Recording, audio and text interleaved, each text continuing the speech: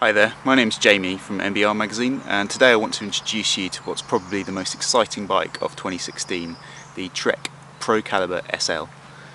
And it's really exciting because of this. It's pretty hard to see that there's actually anything going on there, but Trek have built in some vertical compliance to the seat tube so that when you're pedaling, when you're on a really long climb, you'll get some feeling of comfort coming through the saddle. It's technology that's come from Trek's road bike, and now they've brought it on to the off-road market too. How much movement are we talking about?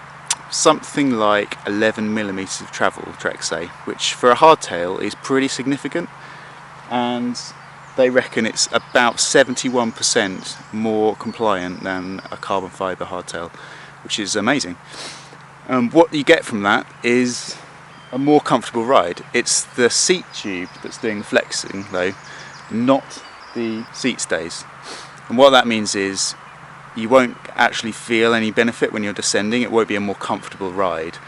It'll just be more comfortable when you're sat down on the bike.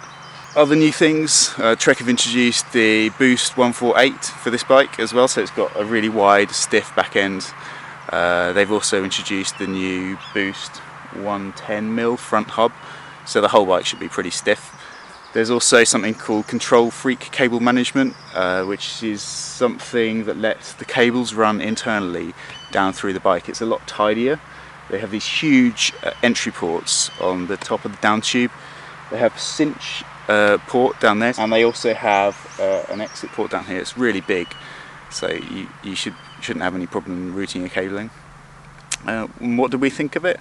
Well, it's going to be more comfortable when you're riding. It's probably going to give you some more technical climbing power as well, because it will give a little bit when you're sat down pedaling over routes and things like that. We'd really like to have seen it introduced onto the seat stays though, because then it might have given you a more compliant ride when you're descending, which is part of the fun of mountain biking really.